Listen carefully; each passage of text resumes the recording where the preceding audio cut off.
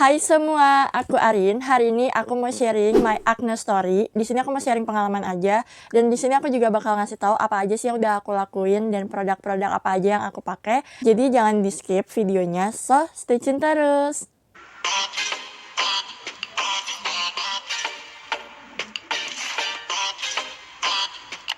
Jadi sekarang ini aku usianya 27 tahun, hampir nggak jerawatan lagi.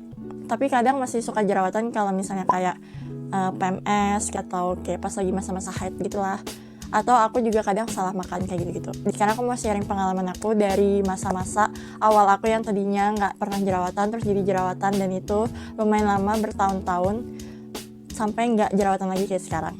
Itu di masa-masa sekolah SD sampai kelas 1 SMA itu kulit aku tuh sama sekali nggak berjerawat, kayak kulit badak gitu, kayak emang nggak pakai apa-apa juga nggak kenapa-napa, emang nggak jerawatan aja gitu. Dan saat itu aku pakai sabun mukanya dari sabun mandi biasa, sabun batangan, sabun mandi yang di kamar mandi yang ada di rumah. Terus biasalah anak-anak remaja, aku waktu itu udah mulai suka baca-baca majalah remaja, gimana cara merawat kulit dan stylish pakaian kayak gitu-gitu supaya lebih menarik. Nah, waktu itu pas kelas 2 SMA, itu tuh obrolannya udah mulai yang ke situ-situ teman-temannya. Dan aku pernah waktu itu ada yang ngomong kalau wajah itu nggak boleh pakai sabun mandi. Kayak kulit wajah itu sama kulit badan itu sebenarnya beda. Jadi sangat-sangat nggak boleh. Sabun badan itu lebih keras kayak gitu. So, aku jadi kepikiran, mungkin nanti efeknya di jangka panjang apa kulit aku jadi gampang kering atau jadi lebih terlihat tua kayak gitu-gitu lah. Maksudnya kandungan formulasinya si sabun mandi itu kan sama sabun muka emang beda. Akhirnya aku coba-coba lah tuh pakai sabun muka. Mulai dari pertama aku pakai itu, aku cari-cari di minimarket kayak gitu. Awalnya satu brand, terus nggak cocok. Pas aku cobain sabun muka yang lain dan aku masih pakai produk-produk yang ada di minimarket, itu aku tetap masih jerawatan, bahkan tambah banyak kayak gitu. Aku bingung saat itu, aku sampai mulai kayak panik, gimana sih masa remaja yang tadinya nggak pernah jerawatan tiba-tiba jadi jerawatan. Sampai pokoknya semua brand facial wash yang ada di minimarket tuh semua udah aku cobain. Aku nggak usah sebutin di sini, kalian pasti tahu. Pokoknya semua brand yang ada di situ udah aku cobain, dan itu nggak ngefek sama sekali, bahkan bikin aku jerawatan tambah parah. Aku nggak tahu, mungkin akunya aja yang asal-asal beli produk. Sampai aku kayak setahunan iya, pas kelas 3 mau masuk kuliah itu aku udah mulai bete, kayak kok nggak sembuh-sembuh gitu. Dan emang waktu itu aku skincare-nya nggak pakai apa-apa, cuman facial wash itu, dan itu pun masih nyari yang cocok, belum nemu sama sekali selama setahun. Akhirnya aku kayak udah pasrah, terus aku coba krim-krim di klinik-klinik kecantikan gitu. Dan saat itu pada zaman itu di tahun 2011 berarti, di tahun 2011 tuh berarti kayak masa-masa itu emang skincare klinik-klinik kecantikan itu lagi ngehits banget. Kayak ibu-ibu juga pada pakai, remaja-remaja pada pakai, dan rata-rata kulitnya tuh pada mulus, terus kulitnya bersih banget. Dan aku jadi tergiur sama hal-hal kayak gitu. Aku harus masuk kuliah, tapi keadaan wajah aku jerawatan, aku tuh minder banget saat itu. Terus akhirnya aku merasa kayaknya aku emang harus pakai skincare. Mencoba klinik-klinik kecantikan di dekat rumah, dan itu rekomendasi dari teman-teman aku yang udah pernah pakai juga. Saat itu juga edukasi tentang skincare itu sangat kurang dibanding zaman-zaman sekarang. Zaman-zaman sekarang tuh influencer yang membahas tentang skincare kayak gitu, sharing. Jadi sekarang tuh banyak banget bisa dipelajari. Masa-masa awal kuliah pun aku masih pakai skincare si klinik kecantikan ini dari rumah. Jadi aku waktu itu kuliah di Purwokerto kan, rumah aku di Bekasi. Jadi kayak aku tuh setiap bulan selalu beli, dan setiap bulan itu selalu habis, kayak lumayan habis sekitar ratusan ribu. Aku nggak tahu, lupa berapa saat itu. Aku mulai capek, aku mulai kayak, tapi emang hasilnya bagus, kayak kulit aku jadi mulus, bersih, tapi putih juga. Cuman jadinya gimana ya, aku ya jadi lebih ngerasa perih aja gitu, gampang perih tapi nggak dijerawat dan bersih saat itu. Terus pas aku udah masuk kuliah itu kan aku ngambil Mapala, mahasiswa pecinta alam saat itu. Nah dari situ kan aku udah mulai kegiatan outdoor, kegiatan lapangan kayak susur goa, panjat tebing, naik gunung, dan itu tuh literally kayak nggak ada waktu gitu kalau aku pakai skincare. Karena kalau di kegiatan Mapala itu kadang emang kalau udah di satu kegiatan satu acara itu aja tuh kita bisa padat banget. Kayak misalnya siang kita kegiatan outdoor di lapangan udah capek, terus abis kegiatan tuh kita nggak bisa langsung pulang, kita harus ada rapat evaluasi kayak gitu-gitu, dan kadang itu bisa sampai tengah malam bahkan sampai pagi kayak gitu-gitu. Jadi kayak masa-masa kurang tidur, nggak ada waktu sama sekali aku pakai skincare, sampai akhirnya aku capek pakai skincare dan aku memutuskan buat berhenti. Kayak aku merasa percuma aku pakai skincare tapi aku tetap panas-panasan, terus ya jadi tetap aja aku kusam lagi gitu, kayak sayang produknya, aku udah beli mahal-mahal. Terus aku tetap kegiatan outdoor yang harusnya aku pakai sunscreen, tapi waktu itu aku belum pakai sunscreen karena aku selalu merasa kalau pakai sunscreen muka aku malah jadi gampang jerawatan karena jadi berminyak banget. Nah di situ tuh aku juga belum nemuin sunscreen yang cocok saat itu. Nah pada masa-masa nggak pakai produk dari klinik kecantikan itu yang dari Bekasi, akhirnya aku parah banget itu, tiba-tiba aku jadi jerawatan yang parah banget karena aku benar-benar kulit aku tuh terpapar sinar matahari, terus kegiatan outdoor, terus kalau udah capek kadang malas cuci muka, dan itu parah banget sampai kayak sering begadang, tidur pagi, dan kulit aku tuh jadi kusem banget. Ditambah efek aku berhenti dari krim-krim yang klinik kecantikan sebelumnya itu, muka aku jadi jerawatan tambah parah, bahkan lebih parah dari zaman aku SMA sebelum aku pakai si krim itu. Saat itu muka aku kusem banget sampai ada yang notice ke aku, senior aku, kayak teman-teman aku juga, sampai bilang yang paling beda tuh aku, kayak aku tuh dulu mukanya bersih kayak anak rumahan banget, tiba-tiba pas udah naik gunung muka aku kusem itu, sedekil itu, bahkan jerawatan juga. Mungkin kalau hitam doang sih it's okay gitu, tapi kalau sampai jerawatan dan berminyak banget itu parah banget sih. Menurut aku kita pasti bisa bedain dong kulit yang sawo matang yang dirawat sama yang enggak. Jadi bukan masalah nggak dirawat jadi hitam, tapi lebih ke kusam dan berminyak parah banget sampai jerawatan kayak gitu-gitu. Itu emang karena nggak keurus aja gitu. Terus aku waktu itu masih masa bodoh, akhirnya aku mulai kayak, aku di umur mau 20 tahun aku masih jomblo saat itu, kayak aku belum pernah pacaran. Aku udah mulai kepikiran kayak terus akhirnya apa karena aku jerawatan gitu, apa orang-orang jijik ngeliat muka aku kayak. Aku sumpah aku minder banget, dulu aku juga pakai poni, dan poni aku pakai poni karena aku nutupin jerawat yang ada di jidat. Padahal itu sebenarnya kayak lo udah jerawatan terus lo tutup lagi pakai si poni, itu makin kayak keringat sama uap-uap di jidat sama rambut ketutup, terus itu sebenarnya makin tambah jerawatan kan. Makanya itu juga jadi jerawatan. Terus aku jerawatan yang gede-gede di sini itu parah banget, sampai akhirnya aku memutuskan apa aku pakai krim-krim dari klinik kecantikan lagi ya, tapi aku coba cari di Proker saat itu, dan akhirnya aku nemuin rekomendasi dari teman-teman juga, dan itu lumayan dekat dari kampus aku, lumayan dekat dari kosan aku. Akhirnya aku coba ke situ, terus aku konsultasi dulu. Jadi aku waktu itu dibilang kalau muka aku berminyak dan berjerawat, dan akhirnya aku dikasih facial wash, terus krim pagi sama obat jerawat, cuma 3 itu doang, dan itu habis 100.000 juga, dan aku pakai lumayan lama, kayak beberapa bulan. Terus aku merasa udah sembuhan tuh, tapi balik lagi aku kayak ngerasa aku percuma, aku masih punya hobi naik gunung, dan itu aku nggak bisa aku stop. Kayak aku tuh ngerasa happy aja gitu ngelakuin naik gunung kayak gitu saat itu. Akhirnya aku mau stop lagi. Terus selain itu aku juga mikir kayak aku nggak bisa deh seumur hidup harus pakai krim-krim dari klinik kecantikan kayak gini, daripada aku ketergantungan sama obat jerawat dari klinik kecantikan itu. Lebih baik aku memutuskan buat benar-benar berhenti, dan aku bakal cari tahu obat jerawat yang lebih natural, terus yang lebih gampang dicari dan nggak bikin aku ketergantungan gitu. Terus aku di situ udah mulailah searching di Google kayak gimana ya cara ngatasin kulit yang ketergantungan sama obat. Jadi aku tuh sebelum berhenti aku udah siapin mental gitu loh, kalau siap-siap aku kalau mau berhenti produk-produk dari klinik kecantikan yang kedua ini yang aku pakai. Kalau aku berhenti, siap-siap aku bakal lebih parah lagi, dan siap-siap aku bakal lebih malu lagi di tempat umum, siap-siap bakal ada yang ngebully aku mungkin, siap-siap bakal ada yang ngomongin aku di belakang mungkin, kayak si Arin jorok banget mukanya kayak gitu-gitu. Aku harus siapin mental itu, dan aku udah siapin itu.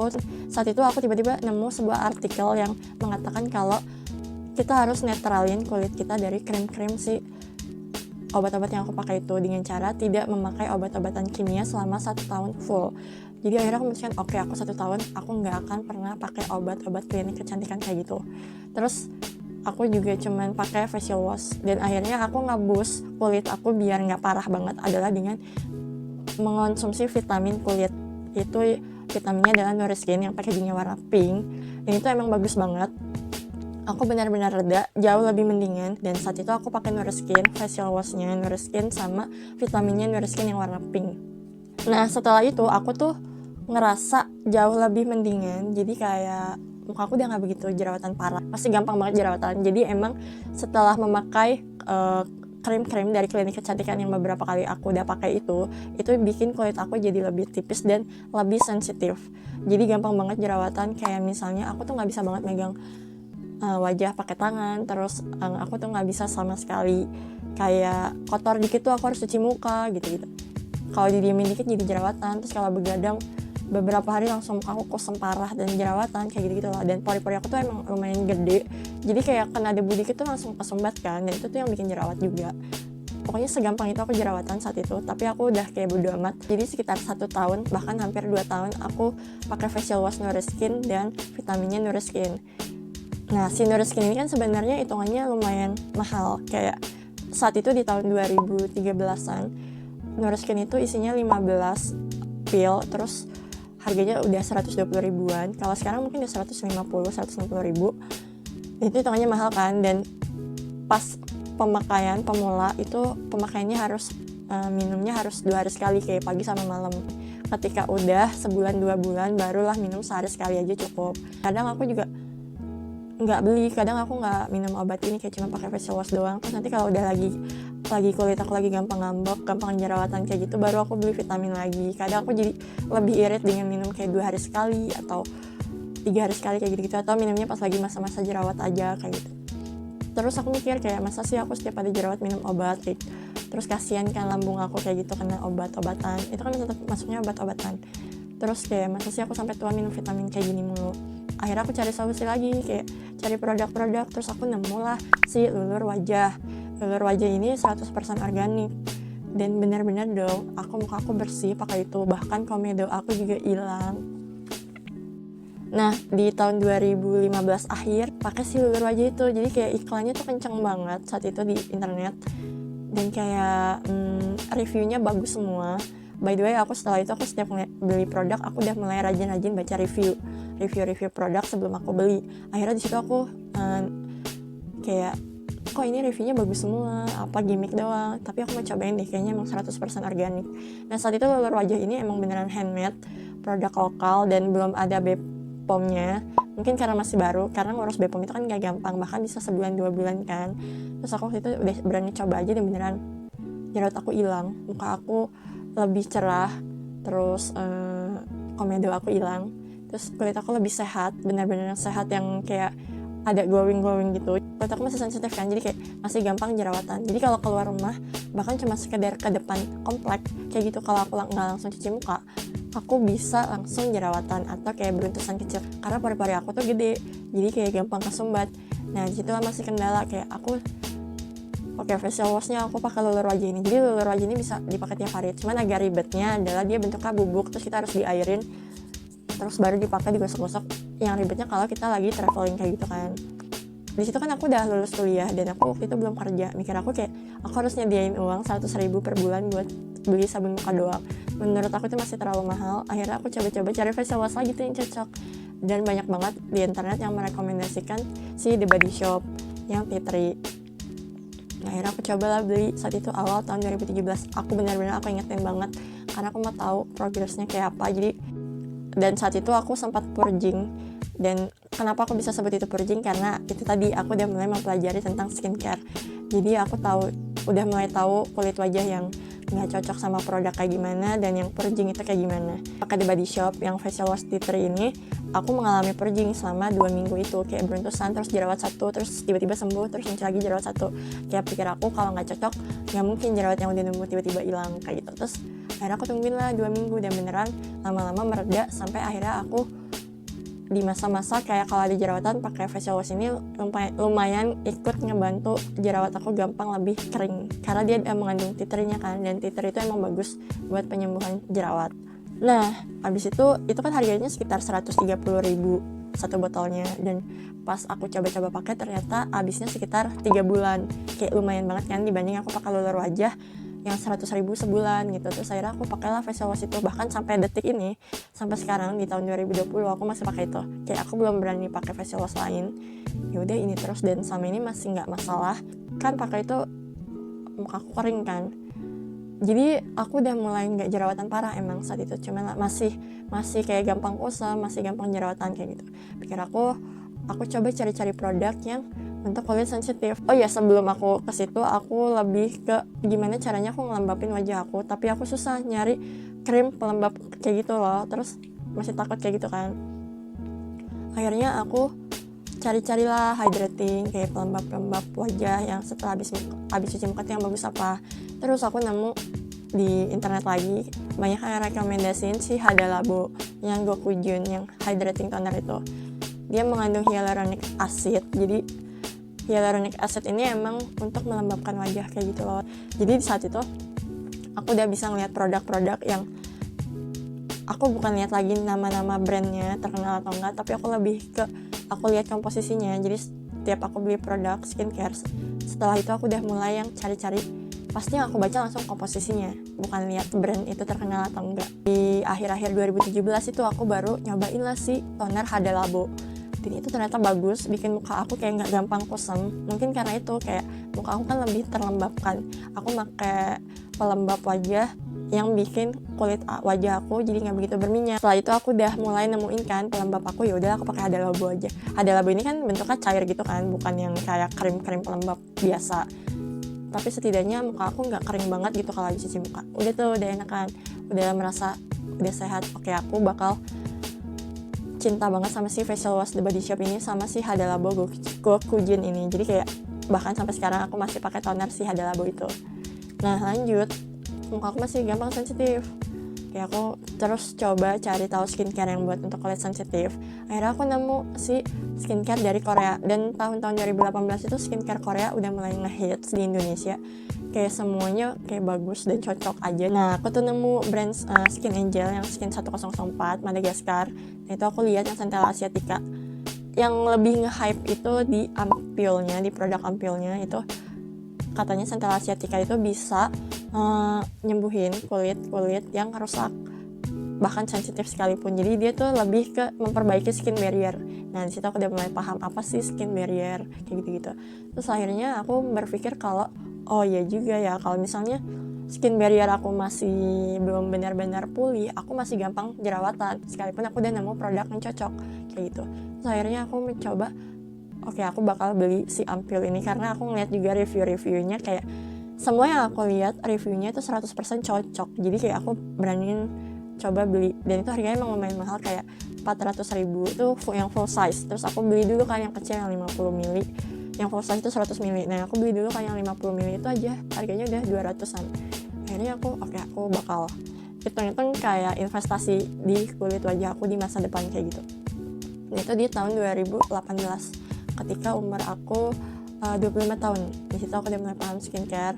Kulit aku tapi udah jauh lebih mendingan, cuma lebih ke gampang jerawatan aja kalau misal kotor atau aku makan makanan yang berminyak atau manis kayak gitu. Aku juga udah mulai merhatiin tuh pola makan aku, pola tidur aku, itu aku juga udah ikut perhatiin, karena emang pas aku pelajari ya emang gak bisa cuman dari produk skincare, tapi kita harus memperbaiki lifestyle si ampulnya Madagascar Skin Angel ini. Alhamdulillahnya adalah cocok. Awal-awal sih emang kayak gak berasa apa sih efeknya, gak ada gitu. Dan ternyata pas aku baca-baca lagi emang dia gak memberikan efek kayak mencerahkan atau apa gitu, tapi lebih ke setelah beberapa bulan aku lebih berasa kayak oh iya kok aku jadi gak gampang jerawatan lagi kayak gitu. Aku jadi kayaknya emang skin barrier aku udah jauh lebih membaik, kayak udah gak sensitif lagi gitu. Dan sampai sekarang aku masih pakai. Nah pas udah mulai cocok di situ, aku udah mulai yang aku udah menemukan permasalahan kulit aku udah paham cara ngatasin kulit aku yang nggak cuma dari luar, tapi aku harus perhatiin juga dari dalam, kayak apa yang aku makan, apa yang aku minum emang sangat-sangat berpengaruh. Terus aku akhirnya sekarang udah lebih ke udah mencari produk-produk yang lebih mencerahkan, terus menghilangkan bekas jerawat kalau ada jerawat, karena aku kadang masih suka jerawatan kalau lagi masa-masa PMS, dan itu cuma kayak satu gitu-gitu. Dan aku udah alhamdulillah banget sih, aku udah bisa yang sama sekali nggak pakai krim-krim dari klinik kecantikan kayak gitu. Nah saat ini aku lagi mulai pakai skincare anti aging karena usia aku sekarang kan udah 27 tahun, kayak aku nggak mau telat aja walaupun belum begitu parah kerutannya, tapi pikir aku kayak yaudah sih itu investasi di masa depan. Kayak siapa sih yang nggak mau nanti ketika lo udah umur 30, 40 tapi wajahnya nggak terlalu banyak kerutan, nggak tua-tua amat gitu. Bukannya maksud nolak tua, tapi lebih ke merawat diri dan mencintai diri sih. Karena kadang di masa-masa jerawat itu kayak orang yaudah sih lo terima apa adanya aja diri lo gitu, kalau lo emang kulit berjerawatan ya udah gitu. Tapi kalau mencintai diri kita sendiri itu jauh lebih dari itu. Kayak lo gak cuma terima abis itu udah jadi lo terima, tapi lo dalam hati kadang-kadang masih insecure di tempat umum, kadang-kadang masih gak percaya diri, itu sama aja lo belum menerima kan. Sedangkan mencintai diri sendiri itu lebih ke menerima dan memperbaiki, setelah memperbaiki baru merawat. Kayak lo merawat diri lo sendiri, membahagiakan diri lo sendiri kayak gitu. Jadi menurut aku kayak dengan merawat wajah itu bagian dari mencintai diri kita sendiri. Itu dia cerita Acne Story aku. Aku harap kalian yang lagi melewati masa-masa ini, kalian gak boleh menyerah, kalian gak boleh putus asa. Kalian harus terus pelajari skincare apa aja sih ingredients, apa aja sih yang bagus dan cocok buat diri kalian. Terus kalian juga harus mengenali komposisi skincare itu untuk apa aja, walaupun kalian nggak membutuhkan, tapi kalian harus tetap cari tahu buat nanti kalau misalnya tiba-tiba ada masalah kan kalian tahu gitu obatnya apa gitu. Bahas lebih ke skincare, lebih ke komposisi kayak misalnya AHA, BHA, niacinamide, vitamin C, terus centella asiatica, tea tree. Sekarang tuh lebih bahas ke situ kan. Kadang-kadang orang ngelihat brandnya, sekarang tuh udah nggak zaman ngelihat produk dari brand itu terkenal atau enggak, tapi lebih ke komposisinya apa, terus bagusnya di mana, dan kita pasti tetap harus ngelihat review orang. Nah dari situ aku juga akhirnya bikin website yang isinya review-review produk yang aku pakai. Jadi kayak menurut aku itu bermanfaat banget buat orang-orang yang bermasalah sama kulitnya atau emang lagi cari produk itu. Karena saat itu aku belajar juga dari situ, orang-orang yang nge-review produk. So akhirnya aku sharing lah di situ, siapa tahu bermanfaat kayak gitu. BTW website aku itu www.arinbeautytraveler.com. Linknya nanti aku taruh di description box ya. Kalian harus terus semangat. Kalian pasti bisa ngatasin jerawat kalian. By the way, nanti aku bakalan bikin video terpisah penyebab jerawat apa aja. So ya, itu dia Acne Story aku. Semoga cerita ini bermanfaat buat kalian. Terus kalau suka sama video ini jangan lupa kasih like. Kalau belum subscribe jangan lupa di subscribe. So, sampai ketemu di video selanjutnya. Bye bye.